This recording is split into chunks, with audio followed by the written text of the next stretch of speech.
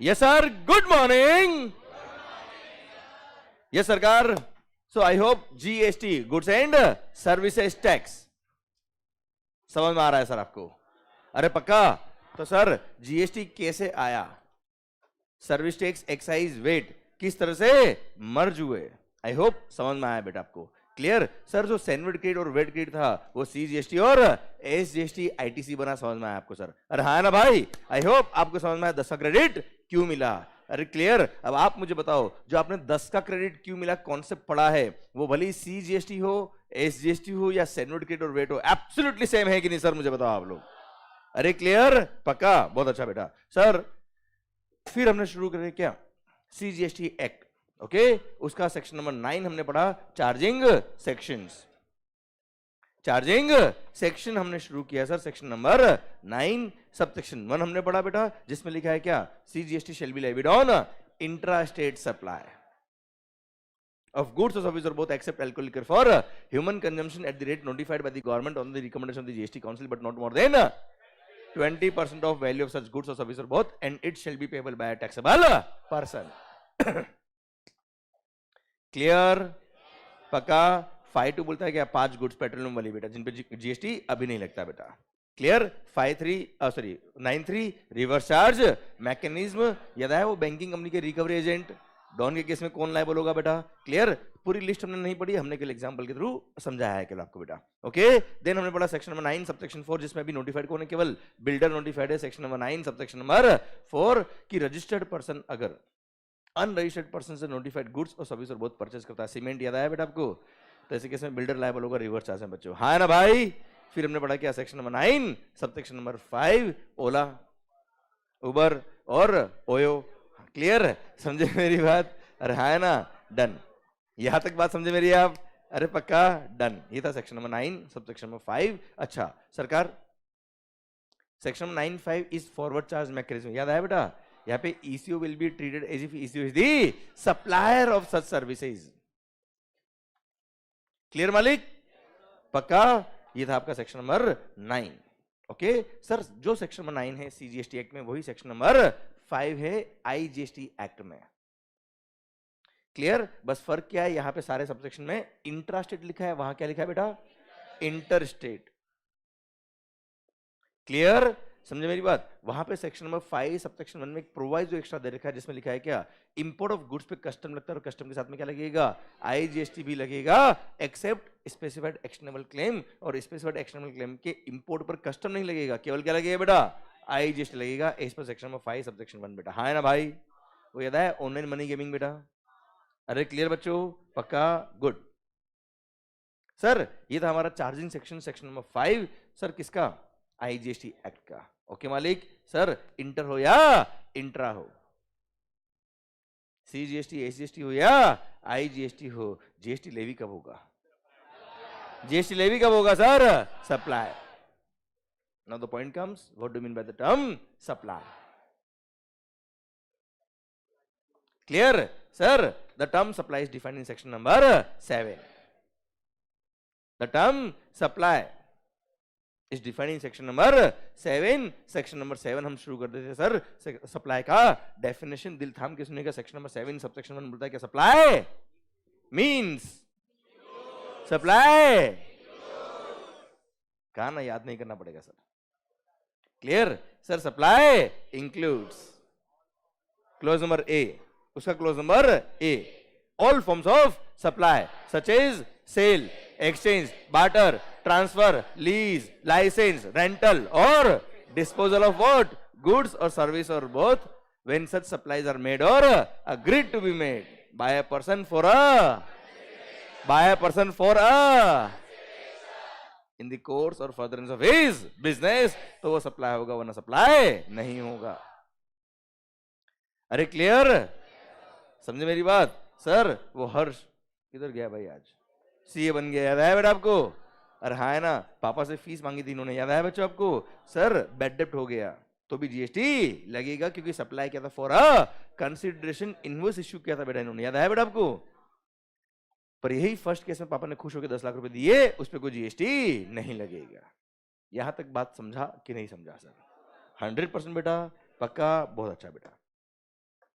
Clear. फिर section number 7 sub section 1 में clause number double A add हुआ और बोलता है क्या, अगर किसी भी पर्सन अदर देन इंडिविजुअल ने अपने मेंबर्स को या कॉन्स्टिट्यूएंट्स को कोई सप्लाई किया है फॉर अ कंसिडरेशन, भले वो कैश हो, डेफर्ड पेमेंट हो या अदर वैल्यूएबल कंसिडरेशन, वो भी सप्लाई होता है बेटा। हाँ है ना भाई। एग्जांपल दिया था हमने क्या, AOP, BY, joint ventures, club, society, याद आया बेटा आपको। अच्छा कैश कॉल जो आता है इनके पास, क्या था बेटा, कैश कॉल जो मंगाता है ये, अगर वो रेवेन्यू नेचर का हुआ, क्या हुआ सर, रेवेन्यू नेचर का हुआ तो it is chargeable to GST. पर अगर वो कैपिटल कॉन्ट्रीब्यूशन है, क्या मालिक, कैपिटल कॉन्ट्रीब्यूशन है, there is no point of any GST at all. पक्का, it's a pure transaction in money. Okay मालिक, क्लियर। फिर क्लोज में बी तक पहुंचे थे, बोला था क्या, सरकार अगर आपने कोई वीडियो सब्सक्राइब किया, बेटा याद आया क्या कुछ, क्लियर सर, अगर आपने कोई वीडियो सब्सक्राइब की है, OIDR सर्विसेज, इसको टेक्निकली बोलते हैं OIDAR services, online information and database access और रिट्रीवल सर्विसेज। अभी मत लिखो आप, मैं तुम्हें बताऊंगा, जब आएगा वक्त तब पढ़ा दूंगा बेटा मैं। ओके सर, आएगा आएगा, don't worry. Okay, online information और डेटाबेस एक्सेस और रिट्रीवल सर्विसेज, जैसे क्लाउड सर्विसेज होता ना sir, advertisement over the internet, Google ad होते बेटा, अरे हाँ ना भाई, क्लियर, ये सब। ओके सर, नेटफ्लिक्स का आपने वीडियो सब्सक्राइब किया, भले ही इन दी कोर्स और फर्दरेंस ऑफ बिजनेस के लिए हो या पर्सनल यूज के लिए हो, we don't care if import of services for a consideration supply होगा, और सप्लाई है तो क्या लगेगा भाई, जीएसटी।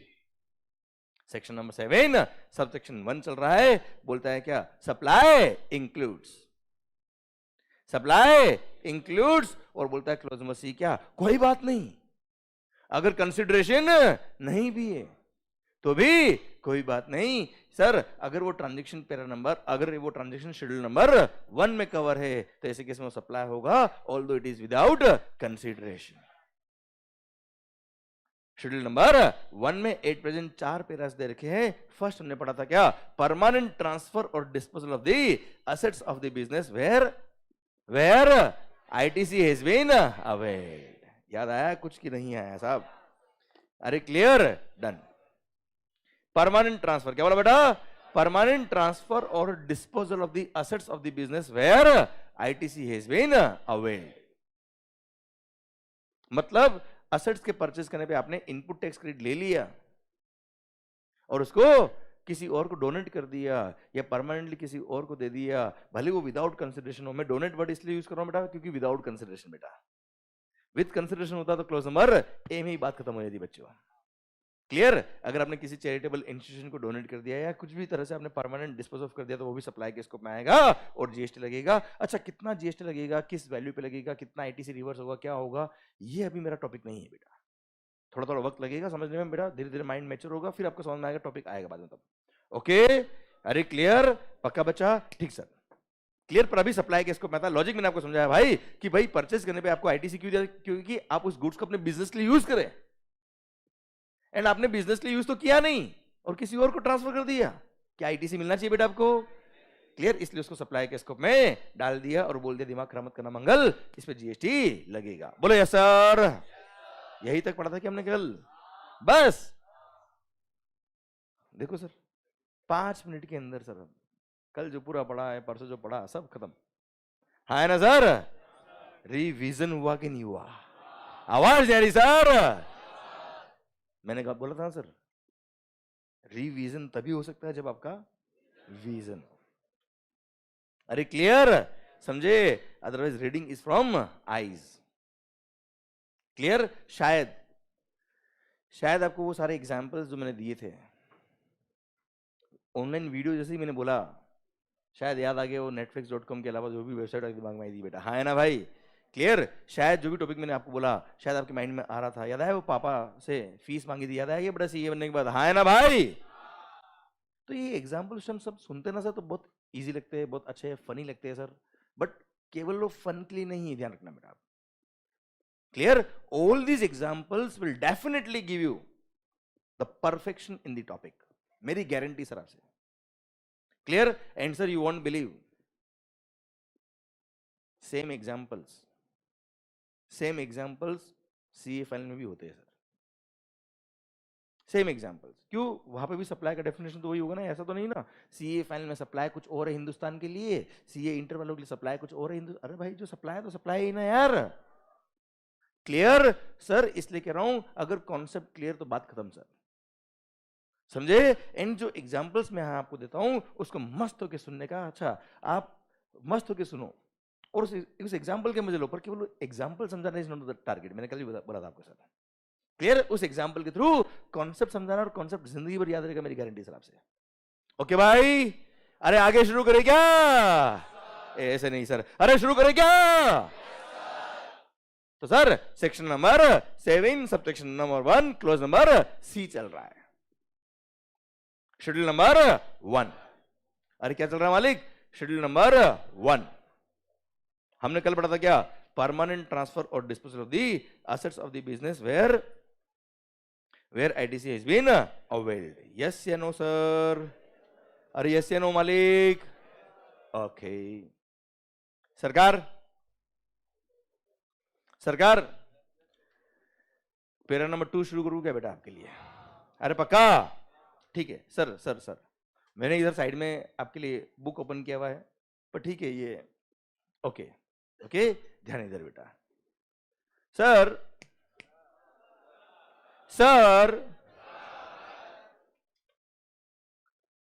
अच्छा बात चल रही क्या बेटा? Section number 7 subsection 1। अच्छा अभी मालिक सर मैडम ध्यान देना प्लीज। ओके पूरा ध्यान इधर, क्योंकि सर वो रिदम फिट हो गया ना सर इधर, तो मजा आ जाएगा सर आपको। सर सेक्शन नंबर 7 चल रहा है, सबसेक्शन नंबर 1 वो बोलता है क्या? Supply includes, clause number A ने बोला था क्या? For a consideration plus in the course और furtherance of business. Double A ने बोला था क्या? AOPBI to its members and vice versa. Clear? B ने बोला था क्या? Import of services for a consideration. Clause number C बोलता है क्या? कोई बात नहीं, कंसिडरेशन भी नहीं है तो भी वो सप्लाई होगा अगर वो ट्रांजैक्शन शेड्यूल नंबर 1 में कवर होता है तो बेटा। मतलब गवर्नमेंट चाह रही है और गवर्नमेंट को पता है कि ये वो ट्रांजैक्शन है जहां पे कंसिडरेशन नहीं होता है, फिर भी सप्लाई तो होना चाहिए। जैसे मैंने कोई गुड्स, मान लो मैं क्या बनाता हूं बेटा? अरे मैं क्या बनाता हूं sir? Markers, brand name Mangals. Sir मान लो I am a manufacturer of markers, brand name Mangals. अब सर यस मतलब आप इनफैक्ट कल कई सारे बेटा फॉरेन कंट्रीज में तो इससे बेटा आईलाइनर की तरह भी यूज करते हैं इसको लोग। सर और बताऊं मैं कुछ? इतनी पंचायती करने की आदत है बेटा। सर मान लो मैंने क्या बनाया सर? मार्कर्स। अब सोचिए ये मेरा बिजनेस है मार्कर बनाने का, और मैंने अपने रिलेटेड पर्सन को ये दे दिया विदाउट एनी कंसिडरेशन। मैंने अपने रिलेटेड पर्सन को ये मार्कर सप्लाई कर दिया without any consideration. Sir government को टैक्स नहीं मिलना चाहिए बेटा इस पे? मिलना चाहिए कि नहीं मिलना चाहिए सर? क्योंकि जब ये मैंने मार्कर बनाया होगा, ये मेरे बिजनेस के लिए बनाया होगा, मैंने जितने भी बिजनेस के लिए गुड्स परचेज कर रहे होगे मैंने, उन सब का मैंने क्रेडिट तो लिया होगा बेटा। रॉ मटेरियल का, मशीन का, सारे बिजनेस के एक्सपेंस मैंने क्लेम किए होंगे मेरे मालिक। क्लियर? और आउटपुट गुड्स बना के अपने रिलेटेड को दे रहे हो आप बेटा, और रिलेटेड पर्सन को आपने जो दिया उसमें कोई कंसिडरेशन नहीं लिया तो जीएसटी भी नहीं लगेगा बेटा। हाँ है ना? तो गवर्नमेंट ने बोला दिमाग खराब मत करना मंगल, ये भी सप्लाई के स्कोप में आएगा, although it is without consideration. Para number 2 यही है बेटा। ठीक है सर क्या बोलता है पैरा नंबर 2? ध्यान दे मेरी तरफ बेटा। सप्लाई ऑफ गुड्स और सर्विस और बोथ। क्या बोला बेटा? सप्लाई ऑफ गुड्स और सर्विस और both made by person to his related person in the course और फर्दरेंस ऑफ हिज बिजनेस। अच्छा बुक में मत देखो बेटा, मैंने कुछ वर्ड्स नहीं पढ़ा है आपको, है ना? अभी ध्यान दे, आपको ध्यान रखिए मैं क्या पढ़ा रहा हूं बेटा, इसलिए बुक ओपन किया। सर क्योंकि क्या देखो मेरे भी नॉलेज कितना ही क्यों ना हो, अगर मैं आपको डिलीवर नहीं कर पा रहा ना तो वो कोई काम का नहीं सर आपके लिए। क्लियर? इसलिए मेरे को भी ये ध्यान रखना पड़ता है कौन सा वर्ड कब बोलना है। बोलने में तो मैं बोल सकता हूँ सप्लाई ऑफ गुड्स और सर्विस और both by a person to his related person और a distinct person in the course और फर्दरेंस ऑफ हिज बिजनेस, खत्म। पर डिस्टिंक्ट पर्सन तो मैंने पढ़ाया नहीं आपको सर, हाँ है ना? इसलिए ध्यान इधर। सर जितने प्रोविजन है सर ध्यान देना अरे एक एक पॉइंट फिट होना चाहिए sir. Sir section number 7 sub section 1 clause number सी हम पढ़ रहे without consideration. Sir clause number clause number C बोलता है क्या शेड्यूल नंबर 3 देखिए, शेड्यूल नंबर 1 देखिए, शेड्यूल नंबर 1 का पैरा नंबर 2 चल रहा है। सप्लाई ऑफ गुड्स और सर्विस और both by person to his, supply of goods और सर्विस और both by person to his related person. Clear sir? in the course or furtherance of his business. अच्छा, although it is without consideration, फिर भी क्या होगा? Supply होगा। बात को वापस सुनना ध्यान से। इन दी कोर्स और फर्दरेंस ऑफ बिजनेस होना चाहिए बेटा। इन दी कोर्स और फर्दरेंस ऑफ बिजनेस नहीं लिखा होता तो क्या होता? सर किसी वाइफ ने अपने हस्बैंड से कोई क्वेश्चन पूछा घर आते ही, आज बड़ा लेट हो गए, कहां से आ रहे हो? सर बात ओके सर समझना मत ध्यान से, सोचो आप ध्यान से। Husband wife are called related persons under GST also बेटा, हम पढ़ेंगे डेफिनेशन। सुनना बात को ध्यान से। सर अगर मान लो सर वाइफ ने कोई क्वेश्चन पूछा होता है कि यार मेरे को जिंदगी में ये समझ नहीं आ रहा, मैं क्या करूं, आप मुझे बताएं। हस्बैंड ने एडवाइस बांट दी बेटा, हस्बैंड ने एडवाइस बांट दी और उसको पता है ये एडवाइस अपनी सुनने वाली नहीं है। क्लियर? फिर भी बांट दी एडवाइस। समझना बात ध्यान से। सोचो सोचो, क्या कोई कंसिडरेशन लिया होगा बेटा? You tell me, supply of services by a person to his related person, क्या सप्लाई होगा बेटा? ये क्या सप्लाई होगा? ये दो रिलेटेड पर्सन का आपस में बात करना बंद हो जाता है बेटा। सोचो अगर यहाँ पे इन दी कोर्स और फर्दरेंस ऑफ बिजनेस नहीं लिखा होता तो हस्बैंड को बहाना मिल जाता वाइफ से बोलने का कि नहीं नहीं मैं आंसर नहीं दे सकता तेरे क्वेश्चन का, वरना जीएसटी लग जाएगा। है ना मालिक? समझा मेरी बात? सर सप्लाई ऑफ गुड्स और सर्विस और both by person to his related person in the course और फर्दरेंस ऑफ बिजनेस, तो सर सप्लाई होगा वरना सप्लाई नहीं होगा, तो जीएसटी लगेगा वरना जीएसटी नहीं लगेगा। आई होप बात पूरी समझ में आई बेटा आपको।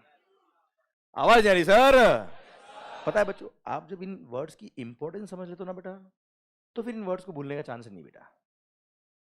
क्लियर? मैं चाहता था 3 बार आपको बोलता ये याद करो, ये रिवाइज करो, याद हो जाता बेटा, पर वो 2 या 3 दिन तक ही याद रहता आपको। सर अभी आपको इसकी इंपॉर्टेंस पता पड़ गई कि यार ये वर्ड अगर नहीं हुआ तो सर मामला गड़बड़ हो जाएगा सर पूरा।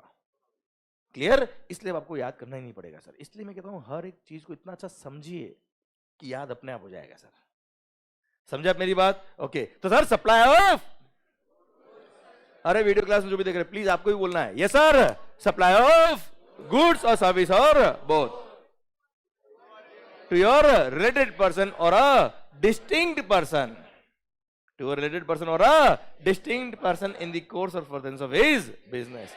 तो related person की बात तो आपको समझ में आ गई। सर ये distinct person क्या बोलते हो आप? बात कर ले क्या सर इसके बारे में भी? सर distinct person क्या होता है समझ ले क्या सर? ओके, समझना, पहली बार हम बात कर रहे हैं इसके बारे में। ओके बच्चों, आपके लिए पहली बार पॉइंट आया है सर। पॉइंट क्या बच्चा? distinct person।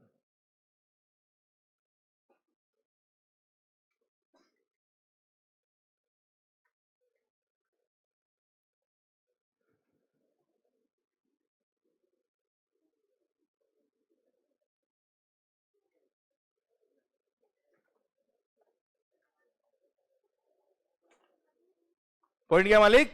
Distinct person. हाँ जी सरकार, डिस्टिंक्ट पर्सन समझने के लिए, डिस्टिंक्ट पर्सन वर्ड समझने के लिए आपको रजिस्ट्रेशन के बारे में कुछ बातें समझनी पड़ेगी सर। ओके देन तो ही आपको समझ में आएगा क्या distinct person. It is defined in section number 25 subsection 5 and 6 of section number 4 and 5 of the CGST act. Okay वो छोड़ो भी आप। भाई भाई भाई ओ मालिक, ध्यान इधर। Sir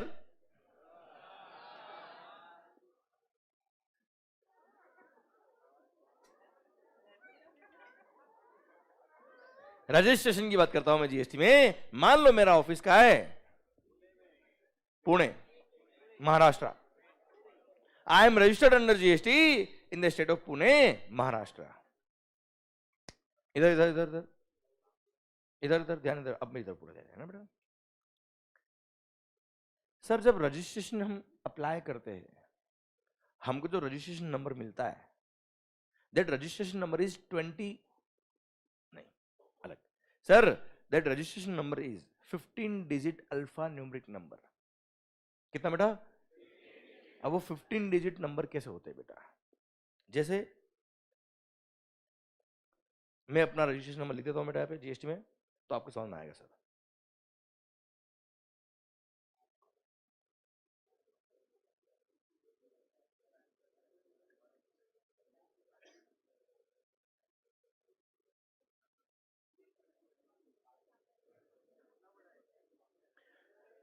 fifteen digit alpha numeric number. एक मिनट बच्चों, बच्चों समझना ना बेटा अपने को।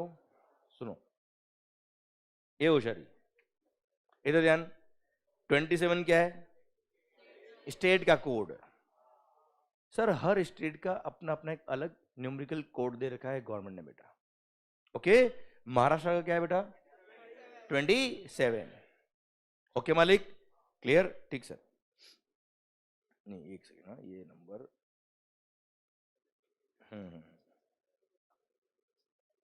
ठीक। सर 27 क्या हो गया बेटा? स्टेट का कोड। तो हर स्टेट का कोड अपने आप में अलग है। अच्छा, वो कोड नंबर आपको याद करने की जरूरत नहीं है। ओके मालिक। नेक्स्ट जो 10 डिजिट दिख रहे हैं आपको बेटा, ये क्या है? PAN number, pen.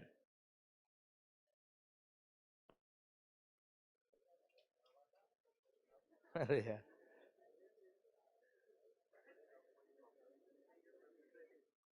नेक्स्ट 10 जो है वो क्या है बेटा? पेन। 2 मिनट। Permanent account number. Okay sir, ठीक। नेक्स्ट जो ये दिख रहा है ना आपको 3 डिजिट,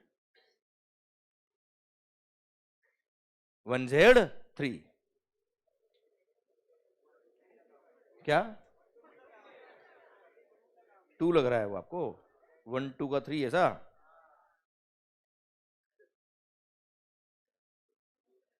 अभी अभी ठीक है बेटा? अच्छा, कोई बात नहीं सर, अभी ठीक है। Okay sir, AQW PM 1444N वापस चेंज हो गया क्या? नहीं वो 168, हाँ। ओके, ये हो गया पेन नंबर बेटा। अरे पेन नंबर कुछ भी लिख दो ना, उसमें क्या है? क्लियर? ये हो गया पेन। देन ये जो ना बेटा 1, सर ये है मेरा ब्रांच कोड। मान लो महाराष्ट्र के अंदर मेरा एक और ब्रांच होता, तो रजिस्ट्रेशन नंबर में यहाँ पे क्या होता बेटा? 2। एक और होता तो ठीक है। बाकी होमवर्क है बेटा आपके लिए। Okay sir, next 2 digits. 2 minute 2 minute, आपका एक क्वेश्चन आ सकता है, उसके लिए आंसर देता हूं। नेक्स्ट 2 डिजिट जो दिख ना, 0 3, ये software based auto software generated ये पॉइंट, ये नंबर होते हैं फॉर डमी नंबर्स को कंट्रोल करने के लिए बेटा। क्लियर? अगर सबको पता है कि हाँ 1Z1 के बाद यही आना है, तो हर कोई डमी नंबर लिख देगा बेटा खुद ही, हाँ है ना? इसलिए ये सॉफ्टवेयर बेस्ड गवर्नमेंट के आईटी जनरेटेड नंबर होते हैं बेटा। क्लियर? सर जेड है या किसी के क्यू है, किसी के ए है, ओके, किसी के 3 है, किसी के 5 है, ये डिपेंड करता है गवर्नमेंट के सॉफ्टवेयर बच्चों। सर इनको बोलते हैं चेकसम। क्या बोलते हैं बेटा? लिखता हूँ मैं एक बार।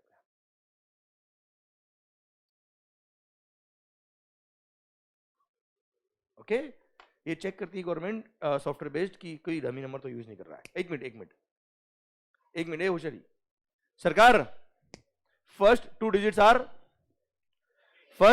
Are state code, next 10 is PAN, then branch code, and then checksum. ये क्या है बेटा?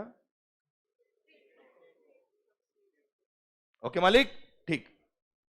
अब सर 2 मिनट समझने की कोशिश करना आप, है ना, 2 मिनट के लिए। ये तो हो गया क्या, मेरा महाराष्ट्र का रजिस्ट्रेशन नंबर। मान लो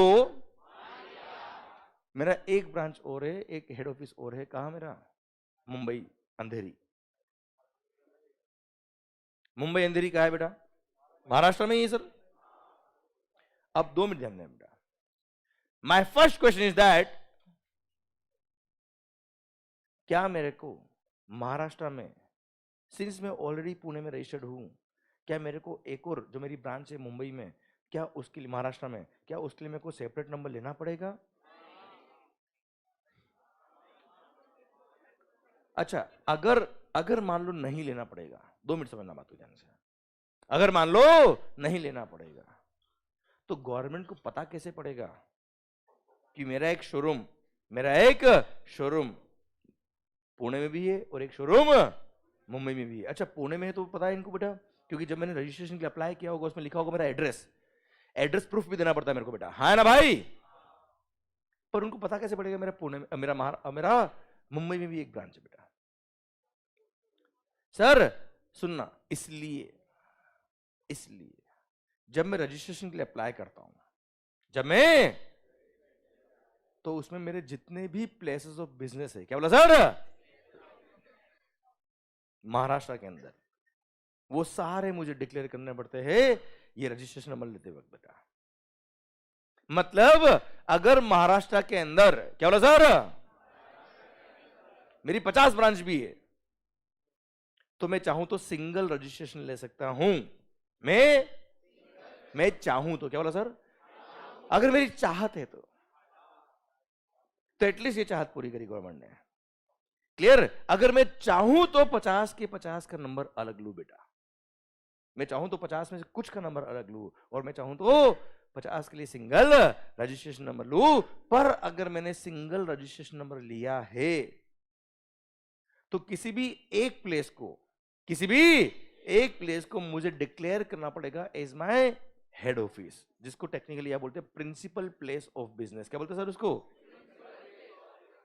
और बाकी सारे प्लेसेस को भी मेरे को डिक्लेयर करना पड़ेगा कि these are my additional places of business. क्या है मेरा ये? तो मेरा 50 में, अच्छा जरूरी नहीं कि हेड ऑफिस को ही आप principal place of business declare करें, आप किसी भी प्लेस को अपना principal place of business declare कर सकते हो, बस रिकॉर्ड्स वहां पे रखने पड़ेंगे फिर आपको सारे। क्लियर? सुनना बात को ध्यान से। सर मेरी 50 ब्रांचेस अगर है तो मैं चाहूं तो सिंगल रजिस्ट्रेशन लू, पर अगर सिंगल रजिस्ट्रेशन लिया है तो सर मेरे को रजिस्ट्रेशन के लिए अप्लाई करते वक्त सर ये डिक्लेयर करना पड़ेगा कि मेरी 50 प्लेसेस ऑफ बिजनेस है, जिसमें से ये प्लेस मेरा प्रिंसिपल प्लेस ऑफ बिजनेस है और बाकी सारे प्लेसेस मेरे लिए क्या है, एडिशनल प्लेसेस ऑफ बिजनेस है बेटा। उन सबके भी एड्रेस प्रूफ मेरे को अटैच करने पड़ते बेटा। इनफैक्ट रजिस्ट्रेशन सर्टिफिकेट जब आता ना बेटा, उसमें भी लिखा हुआ आता है कि this is your principal place of business, और बाकी लिस्ट देता है किसके लिए, एडिशनल प्लेसेस ऑफ बिजनेस के लिए। रजिस्ट्रेशन नंबर क्या रहेगा, सेम रहेगा, रजिस्ट्रेशन नंबर सेम रहेगा। पर क्या बोला सर, मैं चाहूं तो मुंबई वाले ऑफिस के लिए सेपरेट रजिस्ट्रेशन ले सकता हूं। क्लियर? अब मैंने अगर मुंबई वाले ऑफिस के लिए सेपरेट रजिस्ट्रेशन नंबर लिया है तो क्या होगा भगवान, तो मालिक क्या होगा, देख लें बेटा। तो मेरा रजिस्ट्रेशन नंबर क्या इश्यू होगा, सोचिए अब आप। अगर मैंने मुंबई वाले ऑफिस के लिए क्या लिया बेटा, सेपरेट रजिस्ट्रेशन नंबर लिया, तो मुंबई महाराष्ट्र में आता है क्या बेटा, 27। आवाज नहीं आ रही ओए, पेन नंबर वही रहेगा क्या बेटा, क्यों, पेन नंबर तो बेटा वही होगा ना पूरा इंडिया के लिए बेटा अपना। बताओ आगे क्या होगा बेटा, क्या बोल रहे थे, 2। और चेकसम गवर्नमेंट अपने हिसाब से था, मान लो वो Z3 ही था, मान लो। ओके मालिक, क्लियर? तो अब मुझे बताओ सर, मुंबई वाली ब्रांच के लिए अगर मैंने सेपरेट नंबर ले लिया तो सर रजिस्ट्रेशन नंबर सेपरेट है कि नहीं सर, मुझे बताओ आप। रजिस्ट्रेशन नंबर चेंज हुआ कि नहीं हुआ सर, कैसे पता पड़ा चेंज हुआ, या 1 था या 2 है बेटा। तो सर जैसे ही रजिस्ट्रेशन नंबर चेंज हुआ, आप मुझे बताओ in the eyes of law, कानून के हिसाब से मैं 2 अलग अलग पर्सन हूं कि एक ही पर्सन हूं बेटा, 2 अलग अलग पर्सन है बेटा यार। आवाज नहीं आ रही यार। अलग को क्या बोलते बेटा? Distinct person. अरे क्लियर? सर 1 मिनट, जल्दी मत करना अभी आप। सरकार जो कॉपी करना है कर लेना बाद में, पर पूरा ध्यान इधर साथ में इन्वॉल्व हो, ऐसा याद करूंगा जीवन भर नहीं भूल पाएंगे सर आप। सर मेरा पॉइंट आपसे ये, जबकि रजिस्ट्रेशन चैप्टर था चैप्टर नंबर 10, मैं आपको आज ही समझा रहा हूं चीजें। क्लियर? तभी तो लिंकिंग हो पाएगा सर। मालिक ये बोला है कि इन केस, क्या बोला सर? अगर मैंने मुंबई वाली ब्रांच के लिए सेपरेट नंबर लिया तो सर मेरे को रजिस्ट्रेशन नंबर के लिए अप्लाई करना पड़ेगा। रजिस्ट्रेशन नंबर के लिए अप्लाई कर दिया, रजिस्ट्रेशन नंबर मेरे को मिल गया, बात खत्म। पर सर आप तो अब ये दिमाग में क्वेश्चन आएगा आपके कि सर ये तो 1 है, ये 2 है, 3 4 5 6 में तो 50 ब्रांच है सर, नंबर तो 9 तक ही होते सर। नंबर तो 9 तक ही, मैं तो 50 के लिए अलग नंबर लूंगा सर। तो कोई बात नहीं, आगे Z3 है ना बेटा, गवर्नमेंट किसी में ए यूज करेगा, किसी में बी यूज करेगा, किसी में पी यूज करेगा, हाँ है ना सर? क्लियर? तो वहां से जितने कॉम्बिनेशन बनने बन जाएंगे बेटा। क्लियर? डन। पर सुनो, नॉर्मली क्या बोला sir? Single registration is more beneficial. क्यों सर? अगर मैंने अलग अलग रजिस्ट्रेशन नंबर लिए तो सबके रिटर्न्स अलग अलग फाइल करने पड़ेंगे सर। जीएसटी में रिटर्न मंथली होते बेटा, हर महीने सबका रिटर्न अलग अलग। क्लियर? मतलब in the eyes of law they are two different person बेटा, they are two distinct persons बच्चा। क्लियर? समझे मेरी बात? क्लियर? और भी कुछ डिसएडवांटेजेस बात मैं बताऊंगा थोड़ी देर बाद बेटा आपको। यहां तक समझ में आया बेटा आपको? इसलिए 99% लोग, क्या बोला सर? 99% लोग क्या करते बेटा? सिंगल रजिस्ट्रेशन नहीं लेते अगर विद इन द स्टेट हुआ तो। पर मान लो मेरा एक और ब्रांच है, कहां? उदयपुर राजस्थान में। नाम सुना आपने बेटा कभी? राजस्थान उदयपुर बेटा, बहुत ही मस्त सिटी है बेटा, वहां के लोग भी बहुत अच्छे हैं बेटा। सर सुनना, लेके चले बेटा, बहुत ही बढ़िया बेटा, बहुत बढ़िया बेटा। 30 पक्का डन बेटा, ओके चलिए सर। पर तब तक बड़ा अच्छी से करनी पड़ेगी आपको, चलेगा सर? डन पक्का, ठीक है सर। तो सरकार पॉइंट मेरा आपसे ये है कि मान लो मेरा एक ब्रांच उदयपुर राजस्थान में भी है सर, यू टेल मी, अगर मेरा एक ब्रांच उदयपुर राजस्थान में भी है तो क्या मेरे को, और मैं ऑलरेडी पुणे में रजिस्टर्ड हूं जीएसटी बेटा, क्या मेरे को राजस्थान के लिए सेपरेट नंबर लेना पड़ेगा? Is it compulsory? Is it compulsory? Why yes? State code. मैं बता रहा हूं ना सर आपको, प्यार करते नहीं प्यार। क्लियर?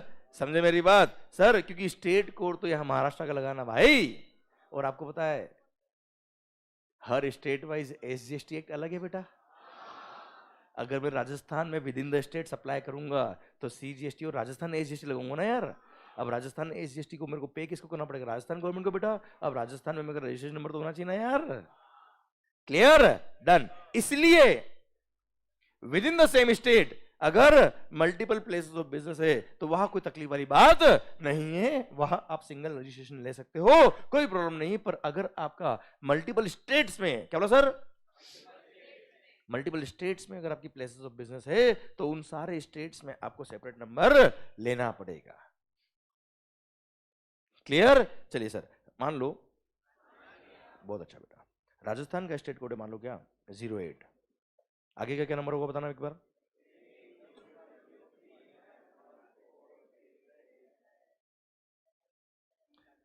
क्लियर? मान लो वहां पे भी Z3 है बेटा, ओके। अरे क्लियर मालिक? अच्छा अगर मान लो राजस्थान में उदयपुर के साथ में मेरा एक ब्रांच का है जयपुर में भी है बेटा, तो मैं चाहूं तो, ए भाई मैं चाहूं तो वहां सेपरेट नंबर लू बेटा, वरना उसको मैं मेरे उदयपुर के नंबर के साथ में मैं एडिशनल प्लेस ऑफ बिजनेस दिखा सकता हूं बेटा। क्लियर? समझे मेरी बात? मैं चाहूं तो सेपरेट नंबर लू, और सेपरेट नंबर अगर लिया है तो वो 2 लग जाएगा बेटा वहां पे। क्लियर? पक्का बच्चों? 100% डन। अच्छा 1 मिनट रहे, मान लो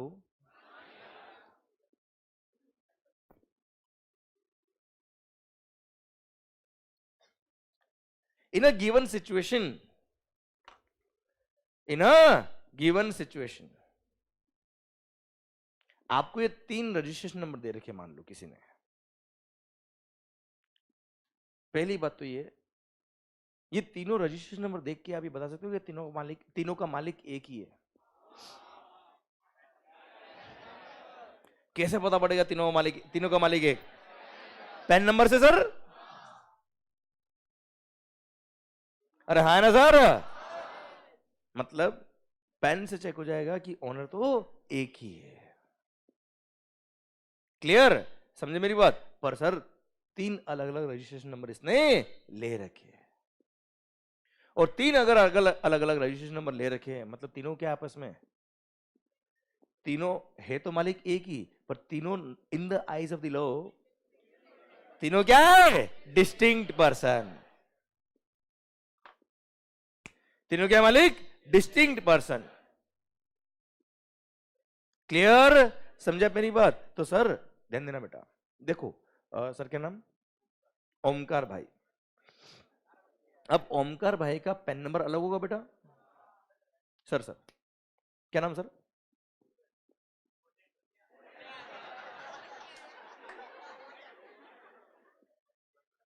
नाम भूषण भाई। तो सर वो लगान वाले सर, अरे वाह जबरदस्त। तो सरकार लगान वाले भूषण भाई भी हमारे बीच में है। एंड सर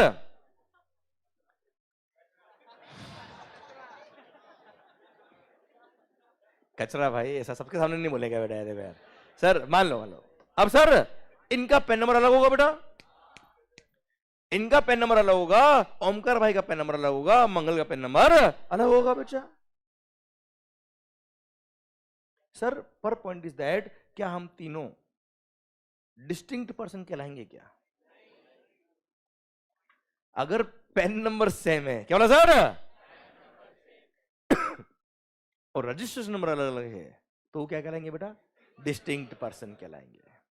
पेन नंबर ही अलग है तो आपस में कोई रिश्ता ही नहीं ना यार, हाँ है ना? समझे मेरी बात? अगर पेन नंबर ही अलग है तो there is no link between these two person बच्चा। क्लियर? उनको डिस्टिंक्ट पर्सन है, उनको तो डिफरेंट पर्सन बोलेंगे सर। क्या बोलेंगे सर उनको? Different person. Thank you. क्या बोलेंगे मालिक उसको? Different person. क्लियर? मतलब लॉ में उसके लिए कुछ वर्ड नहीं दिया अलग से, हाँ है ना भाई? पर अगर पेन नंबर सेम है, क्या है सर? एक काम करना भाई, क्या चल क्या रहा है? ध्यान इधर बेटा, है ना सर? अरे आपका माहौल इधर बनना चाहिए सर, ध्यान देना सर। और अरे जितना देखो, ध्यान देना। आपने एक स्टोरी सुनी होगी सर, आपने कई बार स्वामी विवेकानंद जी की। आई थिंक आपने सुनी, नहीं सुनी कोई बात नहीं, मैं बताता हूँ आपको सर।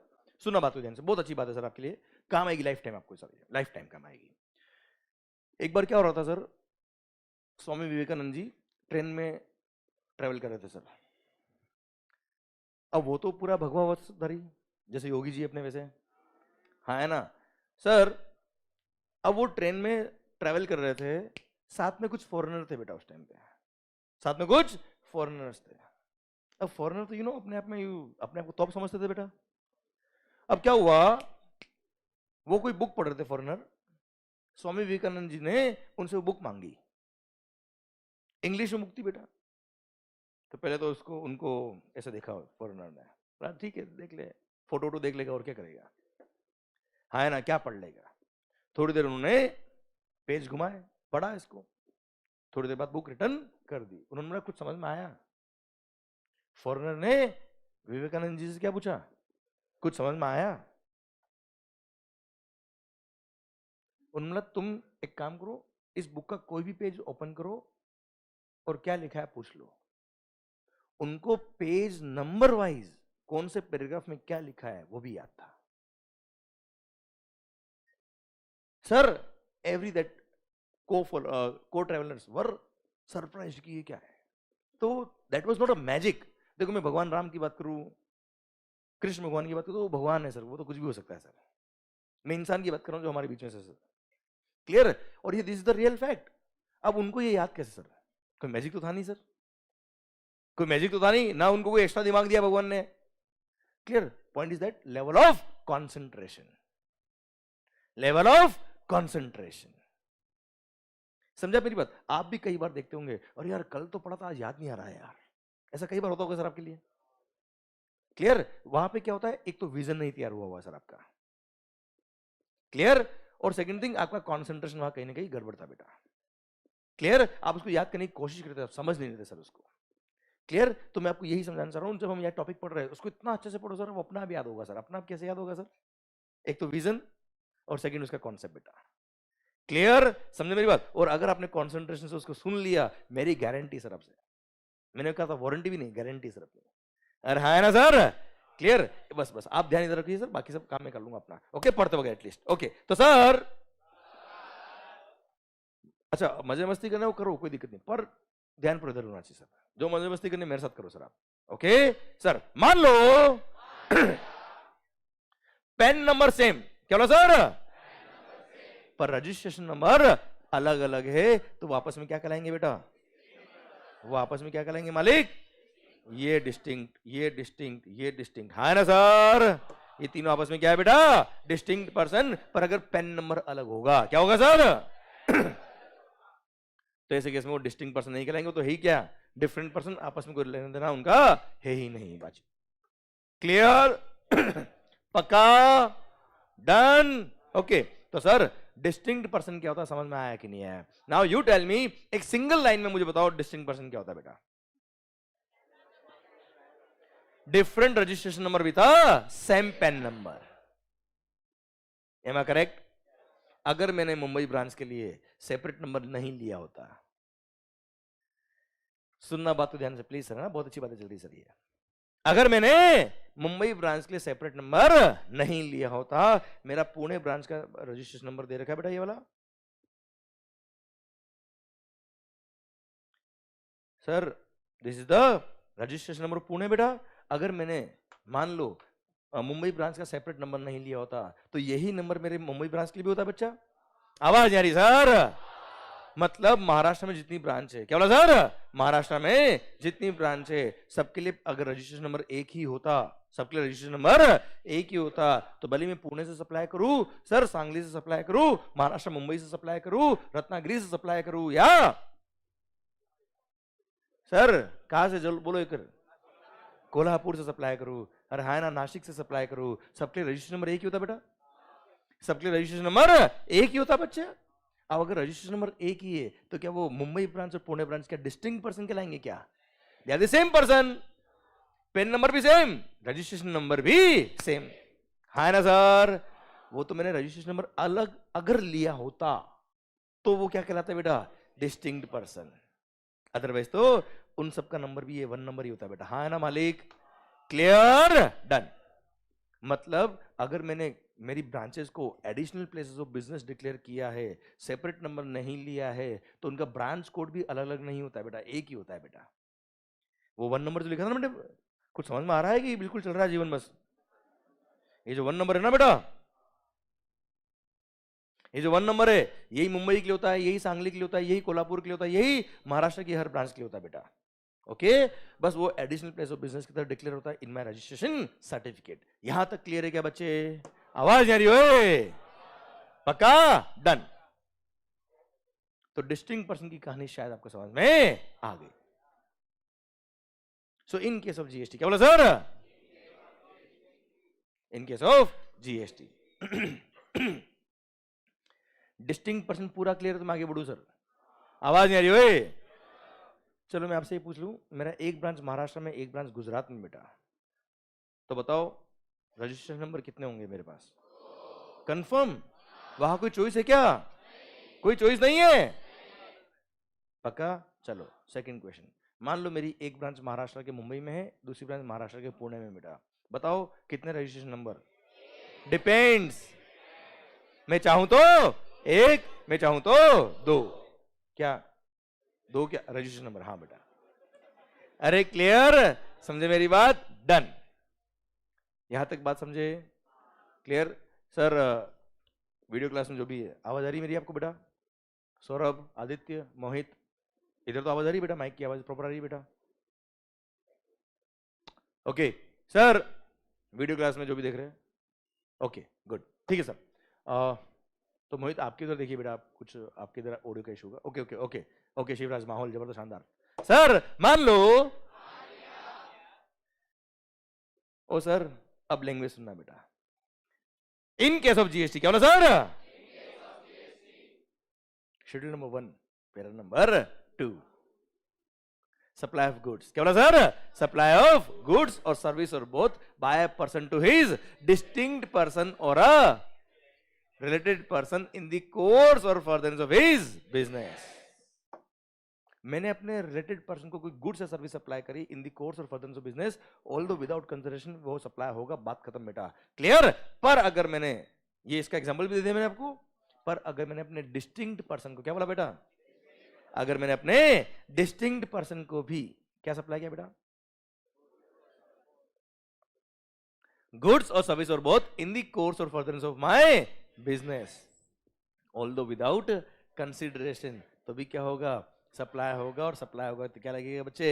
जीएसटी। एक मिनट, सप्लाई ऑफ गुड्स और सर्विस और बोथ। अब मैं केवल डिस्टिंक्ट पर्सन की बोलूंगा, ठीक है सर? और मैं चाहता हूं बताया क्या, ऐसा फिट करूं कि आंसर मुझे आप देंगे बेटा, चलेगा? पक्का? सप्लाई ऑफ गुड्स और सर्विस और both by person to his distinct person in the course और furtherance of his business is supply. और सप्लाई है तो क्या लगेगा बेटा? GST. Although without consideration, although without consideration. मालिक सर ध्यान देना, मालिक इन केस ऑफ जीएसटी सरकार, इन केस ऑफ जीएसटी मेरा क्वेश्चन आपसे ये है कि मान लो मैं क्या बनाता हूं सर? Brand name Mangals. अब सर मेरी फैक्ट्री क्या है बेटा? सर रोज यहां मार्कर बनाएंगे सुबह सुबह बेटा। Okay, this is my factory in Pune. Okay sir, यहां मैंने मार्कर बनाया और यहां से मार्कर बना के मैंने अपने राजस्थान ब्रांच ऑफिस में भेज दिया। Stock transfer. Sir stock transfer किया मैंने, कहां से कहा बेटा? पुणे से राजस्थान वाली ब्रांच को। बताओ जीएसटी लगेगा कि नहीं लगेगा? नहीं, मैंने कोई पैसा नहीं लिया बेटा, स्टॉक ट्रांसफर बेटा। कुछ स्टॉक यहां ज्यादा था, वहां कम था, वहां भेज दे स्टॉक। आवाज नहीं आ रही ओए? लगेगा जीएसटी? सप्लाई हो गया क्या ये? नहीं नहीं, कंसिडरेशन नहीं है सर, मैंने अपनी उस ब्रांच से कोई कंसिडरेशन नहीं लिया है। क्या सप्लाई है? अरे आपने ये तो चेक किया ही नहीं, डिस्टिंक्ट पर्सन है कि नहीं सर? अरे हमको चेक करने की जरूरत नहीं, डेफिनेटली डिस्टिंक्ट पर्सन है। क्यों है सर? क्योंकि मैंने इंटर स्टेट सप्लाई किया है। मतलब एक है कहा पुणे महाराष्ट्र, एक ही कहा राजस्थान, मतलब डेफिनेटली सेपरेट नंबर तो होगा ही होगा। और सेपरेट नंबर होगा मतलब क्या हो गया बेटा? डिस्टिंक्ट पर्सन हो गया। और डिस्टिंक्ट पर्सन हो गया तो supply of goods in my course और फर्दरेंस ऑफ बिजनेस बेटा। हाँ ना भाई? Although without consideration, but since it was made to my distinct person, इसलिए सप्लाई होगा और जीएसटी लगेगा। मैं यहां से जब गुड्स वहां भेजूंगा तब जीएसटी लगा के भेजूंगा। हाँ, वहां पे वो चाहे तो मेरा ब्रांच इसका इनपुट टैक्स क्रेडिट ले सकता है। है ना भाई? क्लियर? वो एक अलग बात है बेटा, पर यहां से वहां गया तो सप्लाई तो हो गया, जीएसटी लग गया। अरे यस या नो? अरे पक्का? पर मान लो सर इन केस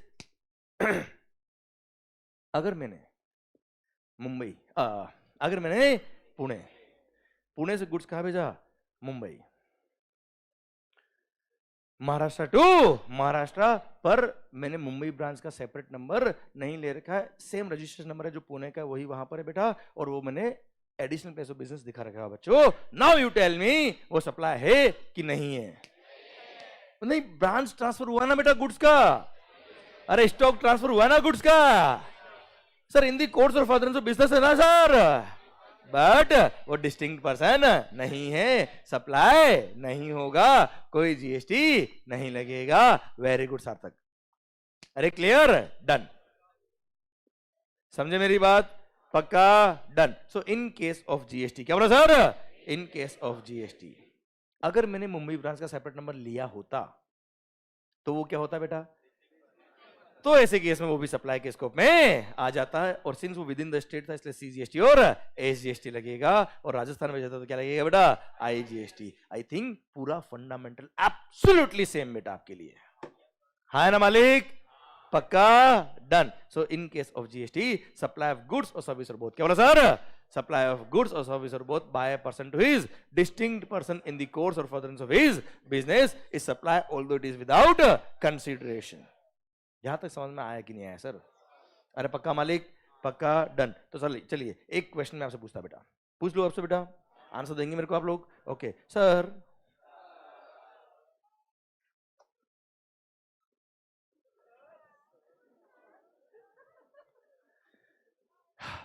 ये भूषण पता है क्या कर रहा है सर? ये करके फिर इधर देखने लग जाता है बेटा, सामने लगे पीछे छुप जाता है, इसको लगता है सर को पता नहीं पड़ता है बेटा. सर सुनना, मान लो इन केस ऑफ जीएसटी, क्या बोला सर? एक क्वेश्चन मेरा आपके लिए, इंडिगो एयरलाइंस नाम सुना आपने बेटा? सुना आपने बेटा? इसका रजिस्ट्रेशन नंबर है मान लो मुंबई महाराष्ट्र में. Clear sir? इसका एक और रजिस्ट्रेशन है दिल्ली ऑफिस का बेटा. हूं करो रे, दिल्ली का भी इसने रजिस्ट्रेशन नंबर ले रखा है. अब सर दिल्ली में भी इसका प्लेस ऑफ बिजनेस है, मुंबई में भी प्लेस ऑफ बिजनेस है. डेफिनेटली दोनों क्या है बेटा? आवाज आ रही है? डेफिनेटली दोनों क्या है बेटा? Distinct person. अब सर क्या हुआ, मुंबई के रजिस्ट्रेशन नंबर पे भी कुछ एयरक्राफ्ट इसने परचेज करके है, दिल्ली के रजिस्ट्रेशन नंबर पे भी कुछ एयरक्राफ्ट इन्होंने परचेज किए हुए. अब सर क्या हुआ, दिल्ली के एक एयरक्राफ्ट का कुछ पार्ट्स, कंपोनेंट्स और इंजन खराब हो गया बेटा उड़ते उड़ते बेटा. हाँ उड़ते उड़ते खराब हो गया बेटा.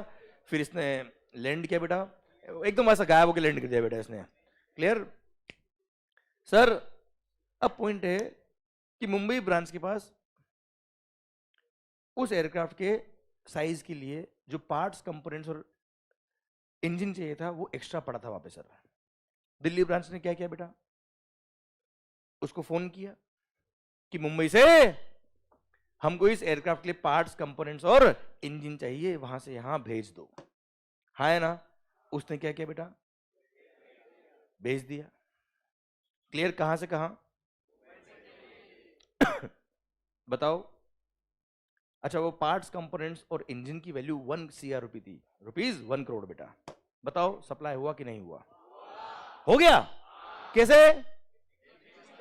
सप्लाई ऑफ गुड्स, वो उसके बिजनेस के एसेट थे बेटा, और बिजनेस के एसेट को या स्टॉक को भेजना भी सप्लाई किसको, बिजनेस किसको आता है बेटा? Clear? Supply of goods by a person to his distinct person in the course और furtherance of his business is supply. और ऐसे केस में सर मुंबई ब्रांच क्या करेगा? जीएसटी बिल इशू करेगा, टैक्स लगाएगा, जिसका क्रेडिट चाहे तो दिल्ली ब्रांच ले नहीं लाए, वो बात की बात है बेटा. और हाँ मुंबई ब्रांच ने वो पार्ट्स, कंपोनेंट्स और इंजन मान लो आपसे परचेज किए थे बेटा, तो आपने जो बिल पे जीएसटी लगाया होगा उसका क्रेडिट इसको मिल जाएगा, और मुंबई ब्रांच जब दिल्ली ब्रांच को भेजेगा तो वो सेल पे जीएसटी लगा देगा बेटा. हाँ ना भाई? कोई डाउट इसमें बेटा? पक्का डन. चलिए सर मान लो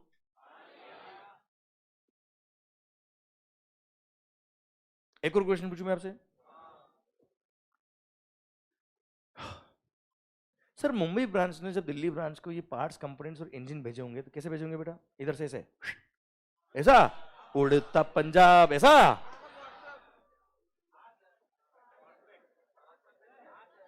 तो सरकार या ऐसे एयरक्राफ्ट बनाया होगा ऐसे पेपर का और ऐसा उसके ऊपर इंजन रख दिया होगा. हाँ कबूतर के थ्रू बेटा. Very good. प्यार मोहब्बत से थोड़ा ऊपर उठ बेटा. कबूतर केवल और केवल खत ले जाते बेटा, चिट्ठी, और वो भी सही जगह पे देते बेटा. पता पड़ा किसी और को दे दिया, मामला out. Sir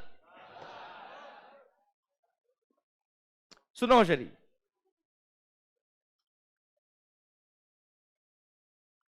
sir Mumbai branch ने दिल्ली ब्रांच को जब वो पार्ट्स, कंपोनेंट्स और इंजन भेजे होंगे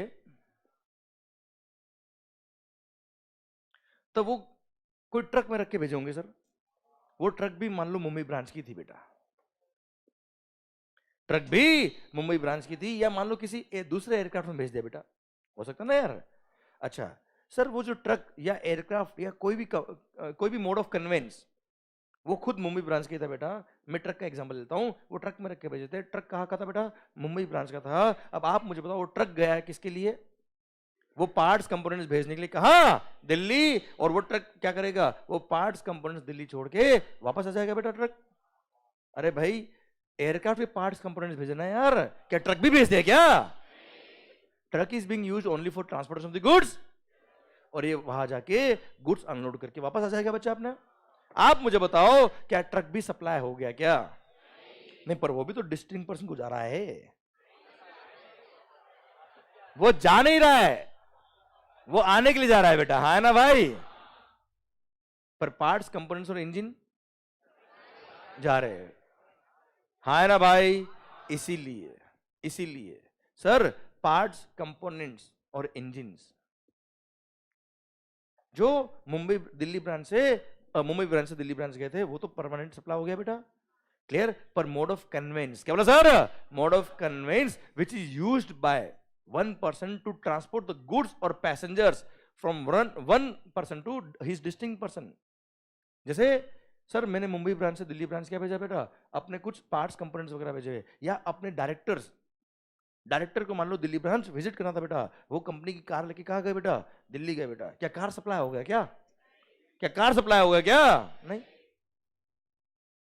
क्लियर, क्या सप्लाई हुआ बेटा इसमें? सर डायरेक्टर सप्लाई हो गया, कुछ भी सप्लाई नहीं हुआ, वो डायरेक्टर तो पूरी कंपनी का एक ही था बेटा। अरे हाँ है ना, समझे मेरी बात? पर अगर मैंने पार्ट्स कंपोनेंट्स इंजन वगैरह या कोई भी गुड्स मैंने परमानेंटली वहां भेज दिया तो सप्लाई के स्कोप में आएगा। बट मोड ऑफ कन्वेंस क्या बोला sir? Mode of conveyance, truck हो गया सर, ट्रेन हो गई मान लो, एयरक्राफ्ट हो गया, या कुछ भी हो गया, वो अगर आप mayor transportation of the goods और पैसेंजर के लिए यूज कर रहे हो बिटवीन टू डिस्टिंक्ट पर्सन, तो ऐसे केस में मोड ऑफ कन्वेंस सप्लाई नहीं हुआ, अनलेस वो ट्रक भी परमानेंट भेज दी होती बेटा। भाई वहां पे ट्रक भी नहीं थी बेटा, और मुंबई ब्रांच ने डिसाइड किया कि ठीक है एक ट्रक भी वहां भेज दो बेटा, तो ऐसे केस में ट्रक भी सप्लाई हो जाती। यस या नो? इनको बोलते हैं क्या? Mode of convince. कन्वेंस मतलब भले वो ट्रक हो गई, बस हो गई, कुछ भी हो गई बच्चा, हाँ है ना भाई? ठीक सर, एक और क्वेश्चन पूछूं क्या मैं आपसे बेटा? चलिए, मान लो हमारी एक बहुत बड़ी इंजीनियरिंग फर्म है बेटा, हम बड़े बड़े प्लांट्स रिपेयरिंग करते हैं, बड़े बड़े फैक्ट्रीज के जो बड़े बड़े प्लांट होते हैं ना बेटा, उनकी रिपेयरिंग करते हैं बेटा। सुपर इंजीनियरिंग फर्म, हमारी कंपनी का नाम क्या है? सुपर इंजीनियरिंग वर्क्स, ये हमारी कंपनी का नाम है सर। अब सर हम क्या करते हैं? बड़े बड़े प्लांट का रिपेयरिंग करते हैं सर। अब बड़े बड़े प्लांट का रिपेयरिंग करने के लिए क्या प्लांट खोल के हमारे लिए आएंगे क्या? तो हमको वहां जाना पड़ेगा सर। अब यार हम वहां चले तो जाते बेटा, पर हमारे को भी रिपेयरिंग करने के लिए बड़ी बड़ी मशीन चाहिए होती बेटा। अब मशीन वहां उठा के ले जाना बहुत डिफिकल्ट होता है बेटा, इसलिए हमने क्या किया हुआ है सर, एक ट्रक ऐसी बनाई हुई है, एक ट्रक ऐसी बनाई हुई जिसपे सारे रिपेयरिंग के हमने मशीन्स इंस्टॉल करी हुई बेटा, सो दैट हमको बार बार उसको रिपेयरिंग के लिए पार्ट्स कंपोनेंट्स और मशीन जो चाहिए वो उठा उठा के नहीं ले जानी पड़ेगी, वहाँ परमानेंट लगा रखी सर। क्लाइंट का ऑर्डर आएगा, उस ट्रक में ऑलरेडी क्या है, सारे हमारे रिपेयरिंग की मशीन वगैरह लगा रखी बेटा, स्पेयर पार्ट वगैरह सब कुछ बेटा, क्लियर। वो ट्रक हम लेके वहां चले जाएंगे, रिपेयरिंग करेंगे, वापस आ जाएंगे बच्चों। यस से no? Now you tell me, अगर मान लो वो ट्रक जिसके अंदर हमने सारी मशीन इंस्टॉल करी हुई बेटा, क्रेन इंस्टॉल करी हुई हमने, सो दैट बड़ी बड़ी मशीन को वो उठा पाए, क्रेन इंस्टॉल करी हुई है, स्पेयर पार्ट्स इंस्टॉल किए हुए हैं, रिपेयरिंग की मशीन इंस्टॉल करी हुई है साहब, क्लियर। अब मेरा ब्रांच एक है मुंबई महाराष्ट्र में, एक है राजस्थान उदयपुर में बेटा, वहां दोनों जगह से हम ये रिपेयरिंग की सर्विसेज प्रोवाइड करते हैं। अब सर क्या हुआ, उदयपुर राजस्थान की जितनी भी इस तरह की ट्रक वाली मशीन थी बेटा, वो सारी ऑक्यूपाइड है, ओवर ऑक्यूपाइड काम चल रहा है साहब। पर मुंबई ब्रांच में एक ट्रक एक्स्ट्रा अभी पड़ी हुई सर। अब उदयपुर ब्रांच के पास एक ऑर्डर आया, हिंदुस्तान जिंक लिमिटेड, नाम सुना होगा आपने का बेटा, वेदांता ग्रुप का बेटा, क्लियर। उदयपुर में फैक्ट्री बेटा, इसकी प्लांट है वहां पे, उनका फोन आया साहब ये प्लांट का रिपेयरिंग करना है, जल्दी भेजिए आप सब। अब जल्दी कहाँ से भेजा, हमारी ऑलरेडी सर इस तरह की जो मशीन्स थी वो सारी ऑक्यूपाइड थी बेटा। मैंने मुंबई ब्रांच बात करी, वहां एक्स्ट्रा पड़ी थी, उन्होंने बोला कि ठीक है 10 दिन के लिए मेरे पास है टाइम स्पेयर, यहाँ पे 10 दिन तक ये मशीन काम नहीं है कि मैं यहाँ भेज देता हूँ बेटा, क्लियर। उन्होंने टेम्पररी क्या किया बेटा, टेम्पररी बोल रहा बेटा, परमानेंट नहीं, क्या किया, वो ट्रक यहाँ भेज दी which is already loaded with cranes, with repairing machines etcetera बेटा, हाँ है ना भाई? Now you tell me sir, जब मुंबई ब्रांच से उदयपुर ब्रांच, मुंबई ब्रांच से उदयपुर ब्रांच, जो machine on the wheels, machines on the wheel होता ना सर, जब वो ट्रक आई होगी इधर, क्या वो सप्लाई हो गया बेटा? क्या सप्लाई के स्कोप में आएगा? क्या जीएसटी लगेगा क्या सर? नहीं, वो टेम्पररी आई ना यार बेटा। हाँ, उस पर कोई गुड्स ऐसा होता है जो परमानेंट यहाँ रह जाएगा बेटा, तो बात अलग होती बेटा। हाँ ना भाई? क्लियर? पक्का? आवाज नहीं आ रही सर? यस या नो? पता है ये जो तीन हमने क्वेश्चन की बात करी, तीन चार, एयरक्राफ्ट की बात करी, मोड ऑफ कन्वेंस की बात करी, क्रेन वाली बात करी हमने बेटा, these are circulars issued by CBIC for the industry. Sir ये सर्कुलर हमने पढ़े नहीं है, आपने मुझे बताया बेटा। हाँ है ना? क्या याद करने पड़ेंगे सर? सर एग्जाम में भी आ चुके 2-3 बार ये बेटा। अरे क्लियर? समझे मेरी बात? डन। सो ये डिस्टिंक्ट पर्सन वाला पॉइंट समझ में आ रहा कि जा रहा है बेटा? पक्का बेटा? 100%। ये पैरा नंबर 2 खत्म होता है। अब एक बार वापस बोल दूं क्या बच्चा मैं आपके लिए? आवाज नहीं आ रही? ओए क्लियर? तो सर ध्यान देना मेरी तरफ, एक पॉइंट और आएगा बाद में बेटा। सर सप्लाई, हम क्या पढ़े बेटा? Supply, section number 7, section number 7, sub section number 1, clause number C, schedule number 1, उसमें हम पढ़ रहे क्या? विदाउट कंसिडरेशन वाले transactions, para number 2। Sir supply of goods और सर्विस और बोथ, क्या बोला मालिक? सप्लाई ऑफ गुड्स और सर्विस और बोथ बाय अ पर्सन, क्या बोला sir? By a person to his related person or a distinct person, to a related person or a distinct person in the course or furtherance of his business. In the course or furtherance of business लिखना कितना जरूरी है बेटा? समझ में आया बेटा आपको? distinct person समझ में आया बेटा आपको? related person समझ में आया बेटा आपको? अरे हाँ है ना सर? अच्छा, related person को डिफाइन किया हुआ है सेक्शन नंबर 15 के एक्सप्लेनेशन में बेटा। सर रिलेटेड पर्सन को डिफाइन किया सेक्शन 15 के एक्सप्लेनेशन में मालिक। एंड सरकार वो हम पढ़ेंगे 2 मिनट बाद में, पर एक पॉइंट मैं आपको उससे पहले समझाता हूं बेटा। एम्प्लॉयर एंड एम्प्लॉई, क्या बोला सरकार? Employer and employee, employer and employee भी क्या कहलाते हैं बेटा? रिलेटेड पर्सन कहलाते हैं as per definition given in explanation to section 15 under GST बेटा। हाँ ना सर? एम्प्लॉयर एम्प्लॉय क्या कहलाते बेटा? एम्प्लॉयर एम्प्लॉय क्या कहलाते बेटा? जल्दी बताओ। Distinct related persons, employer and employee. Sir employer and employee क्या कहलाते मालिक? रिलेटेड पर्सन अंडर जीएसटी, क्या कहलाते sir? Related person under GST. Clear? अब सर मेरा पॉइंट आपसे ये है कि अगर एम्प्लॉयर एम्प्लॉय रिलेटेड पर्सन है तो सर आपने कई बार देखा होगा, आज जैसे मैं बात करता हूं, एक एग्जांपल देता हूं आपसे प्रैक्टिकल बेटा। जियो, जियो कंपनी की नाम सुना होगा बेटा आपने? रिलायंस। सर जियो टेलीकॉम, मान लो जियो टेलीकम्युनिकेशन में एम्प्लॉय हो बेटा, मान लिया बेटा आपने। अब जियो क्या करता है बेटा? टेलीकॉम सर्विसेज प्रोवाइड करता है। अब सर मैं टेलीकॉम कंपनी में काम करता हूं तो मेरे घर वाले एक्सपेक्ट तो करते हो ना कि कम से कम एक वाईफाई कनेक्शन तो घर पे लगाया फ्री में यार। हाँ है ना? एंड इस तरह की कंपनीज ये फैसिलिटी देती है बेटा एम्प्लॉय को। ध्यान इधर। सर तो जियो ने क्या किया हुआ साहब? अपने जितने भी एम्प्लॉइज है, अपने जितने भी एम्प्लॉइज है उनके घर पे उनके पर्सनल यूज के लिए एक वाईफाई कनेक्शन और 2 सिम कार्ड सर फ्री में दे रखी है।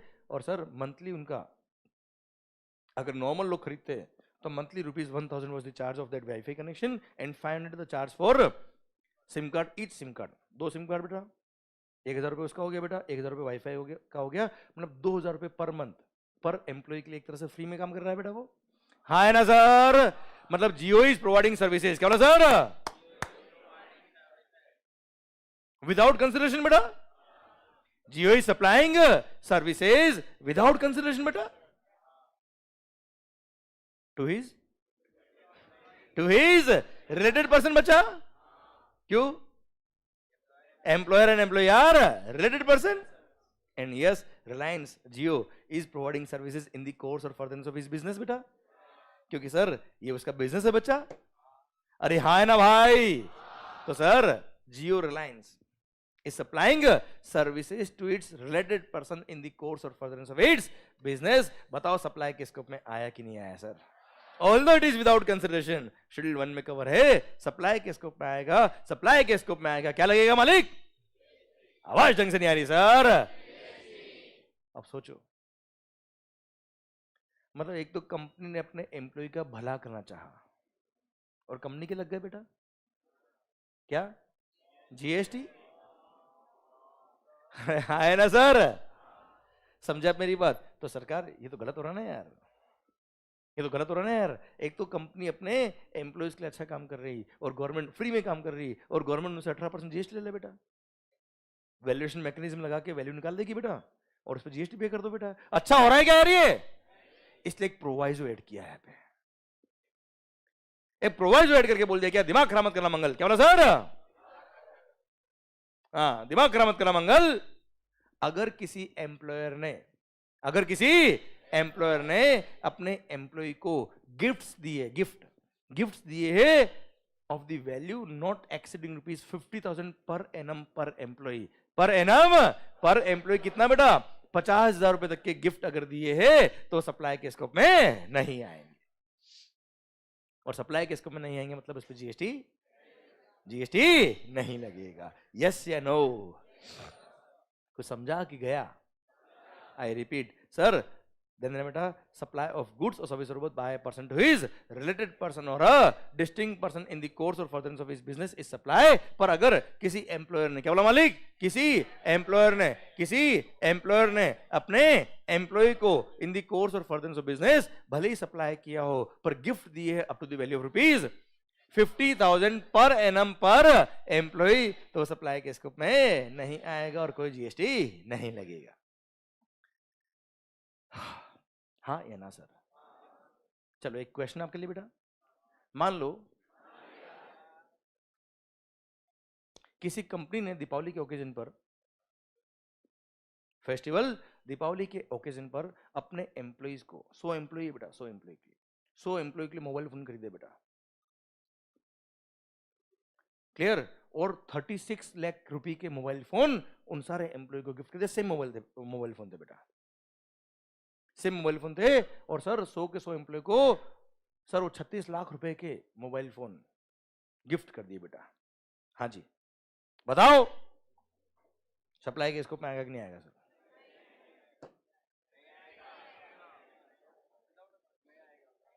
अच्छा,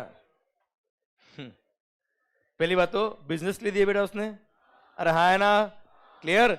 और एम्प्लॉय क्या है, रिलेटेड पर्सन है बेटा, although without consideration, although without consideration, supply तो है बेटा ये। पर एनम पर एम्प्लॉय कितना, 50,000, तो 36 लाख पर 100 एम्प्लॉय ना यार।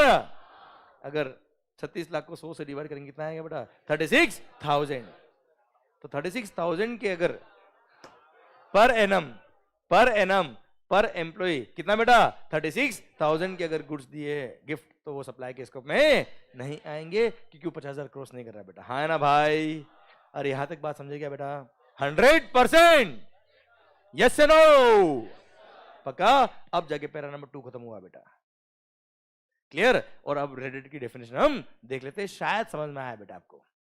समझ रहे हो सर? लगभग 1 घंटा लगा पूरा इसको। हमने पढ़ा कितना पता है? 2 लाइन, ये रही 2 लाइन सर, ये रही।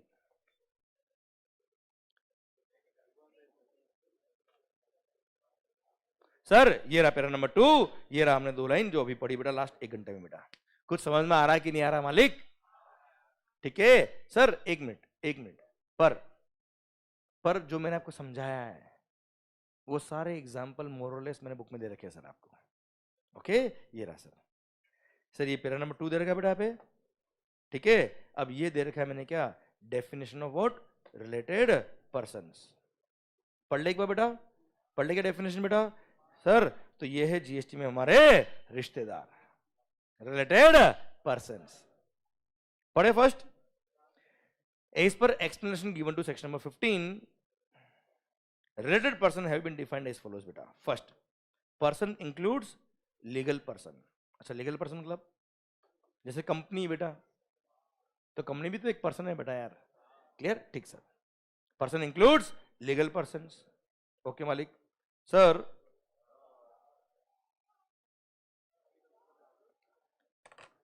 Person includes legal person deemed as related person if such persons are officers or directors of one another's business. Sir अगर मान लो आपकी कंपनी के कोई डायरेक्टर है बेटा, या कोई ऑफिसर लेवल का जैसे सीईओ सीएफओ लेवल का आदमी है बेटा, तो डेफिनेटली वो उसके बिजनेस को कंट्रोल कर सकता है ना यार, ट्रांजेक्शन को अफेक्ट कर सकता है बच्चों, इसलिए उसको क्या बोल दिया, related person. Second, such persons are legally recognised partners in the business बेटा. अगर आप पार्टनर हो किसी कंपनी में, किसी पार्टनरशिप फर्म में, डेफिनेटली आप उसके बिजनेस डिसीजन को अफेक्ट कर सकते हो बच्चों, इसलिए वो भी क्या है, related person. They are employer and employee, बात में ऑलरेडी आपसे कर चुका बेटा. Then a third person controls, owns और होल्ड्स डायरेक्टली और इनडायरेक्टली एटलीस्ट 25% वोटिंग स्टॉक और शेयर्स ऑफ बोथ. एक मिनट, जैसे एग्जांपल के लिए ये है ए लिमिटेड, ये कौन है, बी लिमिटेड, और ये क्या है, हाँ बेटा सी लिमिटेड. हाँ वेरी गुड बेटा. सर सी पे आपका ध्यान बहुत अच्छा जाता बेटा, बहुत अच्छा बेटा. सर मान लो ए के पास बी के भी एटलीस्ट 25% शेयर है और सी के भी एटलीस्ट 25% शेयर है या उससे ज्यादा है बेटा, हाँ है ना भाई. सर तो ऐसे केस में भले ही बी और सी का आपस में कोई लेना देना नहीं है, कोई होल्डिंग नहीं है, फिर भी बी और सी क्या कहलाएंगे बेटा, रिलेटेड पर्सन कहलाएंगे, a kind of sister concern बेटा. भाई 25% होल्डिंग बहुत बड़ी होल्डिंग होती है यार, क्लियर. इसलिए बी और सी आपस में क्या कहलाएंगे, related person, a kind of sister concern बच्चों. ओके ठीक sir. Then sir one of them, क्या बोला मालिक, one of them controls directly और इनडायरेक्टली अदर्स. अच्छा कंट्रोल बच्चों, कंट्रोल वर्ड को एक्ट में डिफाइन नहीं किया हुआ है, तो कॉमन पार्लेंस में हम बात करेंगे. कंट्रोल मतलब बिजनेस डिसीजन को कंट्रोल कर रहे हो बेटा आप, बोर्ड ऑफ डायरेक्टर को कंट्रोल कर रहे हो बेटा आप, मैनेजमेंट को कंट्रोल कर रहे हो बेटा आप. अरे हाँ है ना भाई. तो ऐसे केस में अगर आप कंट्रोल करते हो उस बिजनेस को, तो ऐसे केस में आपका क्या कहलाएगा, रिलेटेड पर्सन कहलाएगा. ए कंट्रोल कर रहा है बी को, तो ए और बी दोनों क्या कहलाएंगे, related person. Then a third person controls directly और इनडायरेक्टली बोथ ऑफ देम बेटा. जैसे यहां पे मैंने बताया था, यहां मैंने आपको बताया था क्या, ए लिमिटेड के पास होल्डिंग है बेटा 25% शेयर की बेटा, क्लियर. इसी एग्जांपल में मान लो होल्डिंग नहीं होती बेटा, पर ए लिमिटेड बी को भी कंट्रोल करता है और ए लिमिटेड सी को भी कंट्रोल करता है, हाँ है ना. तो एक तरह से बी और सी दोनों क्या कहलाएंगे, रिलेटेड पर्सन, क्योंकि एक तरह से वो दोनों क्या हो गए, सिस्टर कंसर्न बच्चों, हाँ है ना भाई, क्लियर ठीक sir. Then such person together control directly और इनडायरेक्टली अ थर्ड पर्सन. मैं यहां लिख देता हूं एग्जांपल बेटा. जैसे यहां मान लो कौन है, ए लिमिटेड, ये है बी लिमिटेड, और दोनों मिलके डी लिमिटेड चला रहा है बेटा, हाँ है ना भाई. सर ए और बी मिलके डी को चला रहे बेटा. तो ऐसे केस में सिंस ए और बी मिलके डी को कंट्रोल कर रहे हैं ना बेटा, तो इन दोनों का कॉमन इंटरेस्ट है बेटा. तो सुन एक मिनट, सिंस ए कंट्रोल कर रहा है डी को, तो ए और डी तो रिलेटेड है ही है बेटा. बी भी कंट्रोल कर रहा है डी को, तो बी और डी भी रिलेटेड है बेटा. सिंस दोनों मिलकर सेम पार्टी को कंट्रोल कर रहे हैं, इसलिए ए और बी भी क्या कहलाएंगे, रिलेटेड कहलाएंगे. सर कुछ आ रहा है जा रहा है, पक्का ना भाई, 100% ना, आ रहा है बेटा, क्या आ रहा है बेटा. ओके ब्रेक तुम दो बेटा. Okay sir next, such persons are members of the same family, एक ही परिवार के हिस्से बेटा. अच्छा परिवार मतलब, हाँ फैमिली बेटा, वेरी गुड. कौन सी फैमिली, डिक्लेयर्ड या अनडिक्लेयर्ड, अनडिक्लेयर्ड बेटा, वेरी गुड बेटा. एज द केस में भी depends on person to person, depends on taste to taste बेटा, है ना. ओके ऐसा लगता है बेटा, शादी से पहले ऐसा लगता है बेटा. सर फैमिली अच्छे से पढ़ो बेटा, नहीं तो मामा और बुआ कहलाओगे बेटा, जिसके बारे में आप सोच रहे हो. सर सर इधर ध्यान दो बेटा, पढ़ाई पे ध्यान दो, नहीं तो जिसके बारे में आप सोच रहे हो उसके बच्चे आपको मामा या बुआ कहलाएंगे बेटा, ठीक है, ध्यान दो. ये बात अच्छी लगी ना बेटा आपको, दिल में चुभी ना बेटा, नहीं चुभी, मतलब बिल्कुल नालायक हो बेटा आप तो. बहुत अच्छा बेटा, very good. So the term family is defined in section number 2 clause 49. पहले हम पढ़ रहे क्या? Family. Family first. Sir family means, ओ भाई भाई ध्यान दो, फैमिली तुम भी हो नहीं है. कुछ समझ में आ रहा है? फैमिली मीन्स, फैमिली इंक्लूड्स नहीं बेटा. गली गली में शोर है.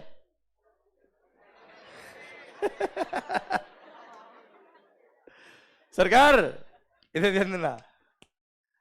आगे बोलू कुछ? रहने दो अभी यार. गली गली में शोर है.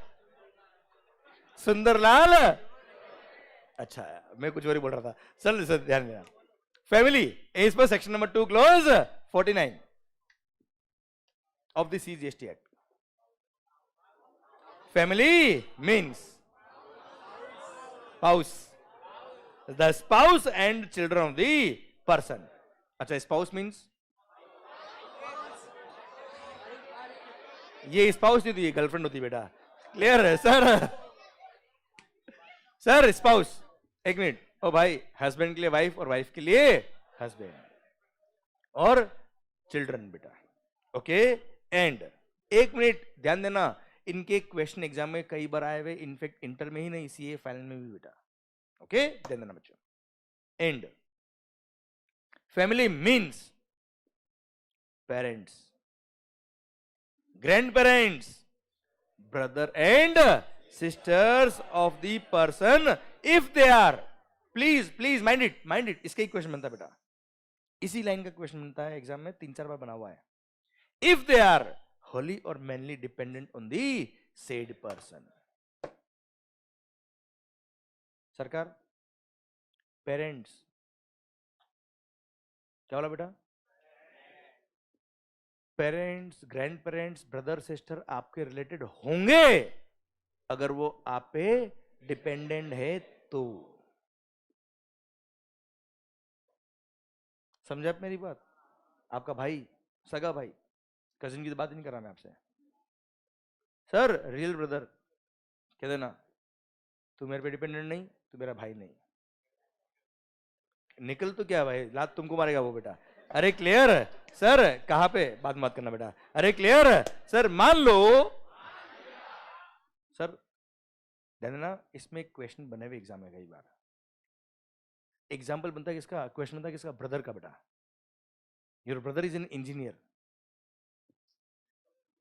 क्लियर? और उसने आपकी फैक्ट्री के लिए कोई इंजीनियरिंग सर्विसेज दी है बेटा, और आपसे कोई फीस चार्ज नहीं किया. बताओ सप्लाई है क्या? ब्रदर है, ब्रदर है बेटा. Clear? Services the in the course of furtherance of business बेटा. बताओ सप्लाई है कि नहीं सर? है? नहीं है? अच्छा भाई ने सर्विसेज दी कौन सी बेटा? ही इज एन इंजीनियर, उसने इंजीनियरिंग सर्विसेज दी आपकी फैक्ट्री बेटा. मतलब आप भी कमा रहे हो और वो भी, कोई डिपेंडेंट नहीं है. और अगर डिपेंडेंट नहीं है कोई भाई किसी दूसरे भाई पे बेटा, तो ऐसे केस में वो रिलेटेड नहीं, और रिलेटेड नहीं है तो सर ऐसे केस में supply of services by one person to another person without consideration. तो शेड्यूल नंबर 1 में कवर ही नहीं बेटा. ये तो शेड्यूल नंबर 1 में कवर है क्या? सर अगर रिलेटेड पर्सन को सर्विस दिए in the course of furtherance business agreed, but sir वो रिलेटेड तो होना चाहिए ना बेटा यार, तो ही सप्लाई होगा बेटा. अच्छा अगर कंसिडरेशन होता तो section number 7 sub section 1 clause number A. Clear? Import of service होता for a consideration clause number B बेटा. एओबी BI2 member for a consideration तो क्लोज नंबर डबल है बेटा. क्लियर? क्लोज नंबर सी में कब आया बेटा? जब विदाउट कंसिडरेशन, और विदाउट कंसिडरेशन में केवल 4 पैराग्राफ यहां पे कवर है बेटा. वो 4 में कवर नहीं है. क्यों कवर नहीं है सर? क्योंकि वो आपका रिलेटेड पर्सन नहीं है. क्लियर? बात तो वही होगी ना सर. नीचे आपसे किसने रास्ता पूछा बेटा कि शिवाजी नगर का रास्ता कहाँ है बेटा? आपने उसको फ्री में बताया बेटा? क्या वो सप्लाई है क्या? बस वही बात हो गई बेटा. वो आपका भाई था तो भाई भाई होगा घर पे. क्लियर? जीएसटी में हमारा भाई नहीं है क्योंकि आप पे डिपेंडेंट नहीं है. वो इंजीनियर है बेटा यार. He is providing engineering services. He is providing engineering services, he is not dependent on you. This is the question of C final. बेटा बोलो क्लियर, समझे मेरी बात? इसलिए सर क्या होता है, इमोशंस अपनी जगह और पढ़ाई अपनी जगह। अरे क्लियर मालिक, पक्का 100% डन। तो सरकार यहां तक पॉइंट समझ में आपको? अरे यहां तक पॉइंट समझ में आपको मेरा? पक्का डन। तो सर एक मिनट, स्पाउस और चिल्ड्रन वो हमेशा रिलेटेड है, भले ही डिपेंडेंसी कुछ हो या ना हो। मतलब बाप के लिए बेटा हमेशा रिलेटेड है, और बेटे के लिए बाप डिपेंड्स। क्यों डिपेंडेंट है कि नहीं? वापस बोलो बेटा, सुनना। बाप के लिए बेटा मतलब पेरेंट्स के लिए बच्चों हम तो हमेशा हमेशा रिलेटेड है बेटा यार। Parents are so pure, that's a pure love बेटा। क्लियर? उनके लिए children are always related, but for children spouse, girlfriend. Clear sir? अब लोग सोचेंगे ये क्या था रे था कुछ भी सर, अपनी अपनी इमेजिनेशन है बेटा। सर अब मेरा पॉइंट आपसे ये है कि इन सच केस, क्या बोला मालिक? इन सच केस सर ये रिलेटेड है कि नहीं है, ये पहले आपको डिफाइन करना पड़ेगा। क्लियर? चिल्ड्रन के लिए सर उसके पेरेंट्स वो रिलेटेड तभी होंगे जब वो पेरेंट्स उस पर डिपेंडेंट है। मेरी बात शायद आप तक पहुंच गई बच्चों? अरे पहुंची नहीं पहुंची? ओए पक्का डन। क्लियर माहौल? सरकार ये था क्या रिलेटेड पर्सन का डेफिनेशन। अब इसमें एक पॉइंट और बाकी बेटा ध्यान देना, ये वाला last point. One of them is sole agent और सोल डिस्ट्रीब्यूटर और sole concessionaire of the other बेटा। मतलब मान लो सर मैं जो गुड्स बनाता हूं सर, उन गुड्स को बेचने के लिए मैंने आपको अपॉइंट किया, you are the sole selling agent, मेरा सारा सारा गुड्स आप ही बेचेंगे बेटा।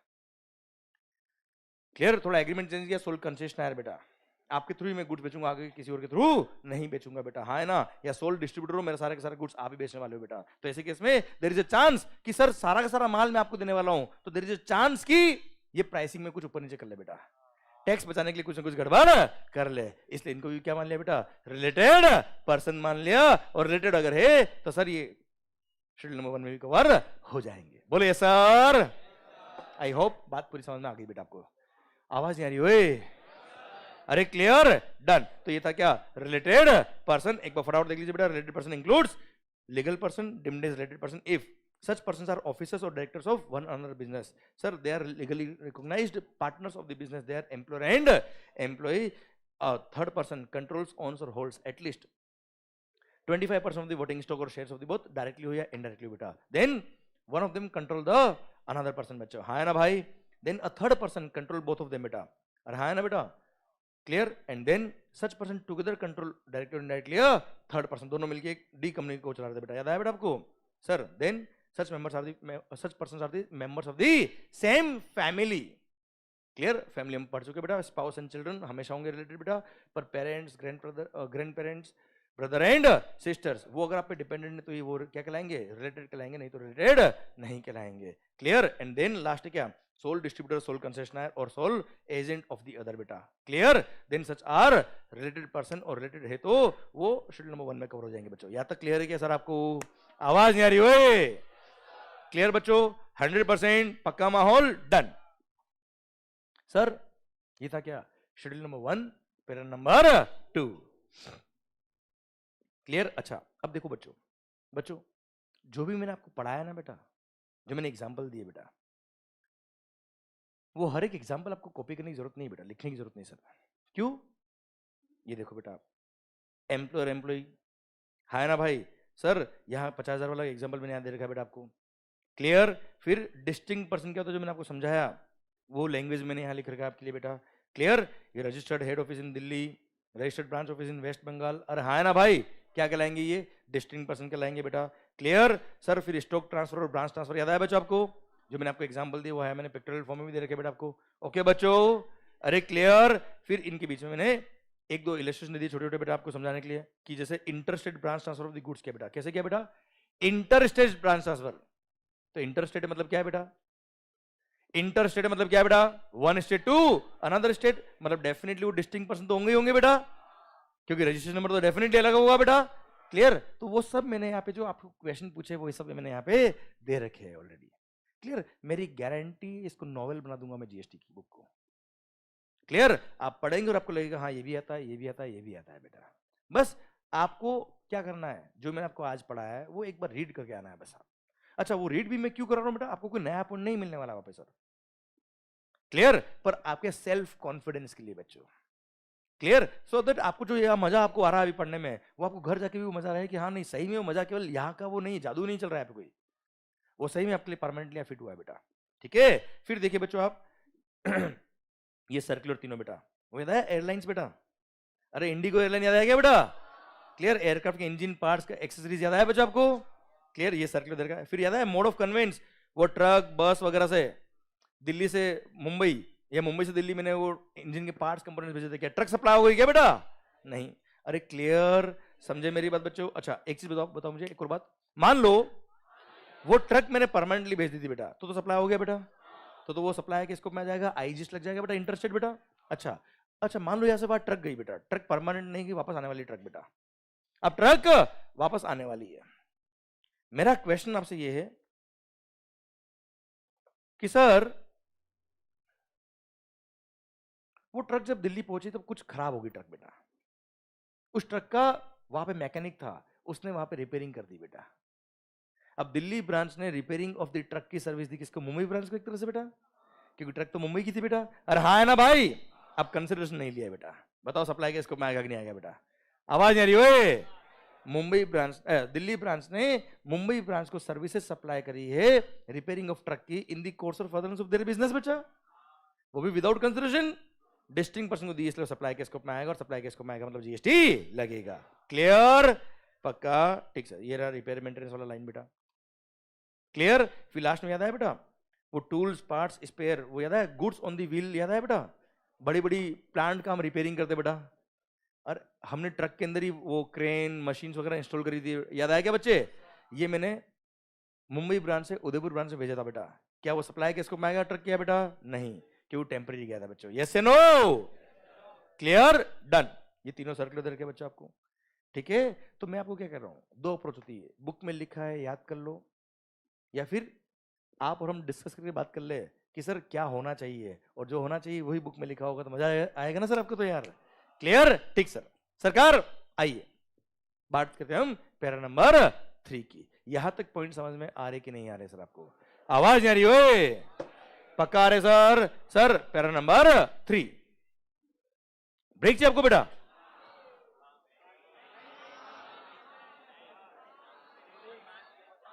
अच्छा आज का लेक्चर आपको पता है कब तक है? आज के लिए केवल 10:30 तक है बेटा, है ना? क्लियर? और कल से 10:45। ओके, बोला ना आपको शायद न... नहीं मैं बताता हूं, कोई बात नहीं। आपका टाइम क्या अभी आज से मॉर्निंग 7:45 टू 10:45 आपका रेगुलर टाइम रहेगा बेटा, 15 मिनट शिफ्ट किया अपने टाइम को केवल। क्लियर? पर आज के लिए 10:30 तक रहेगा टाइमिंग, क्योंकि कोई काम है बाद में। ठीक है?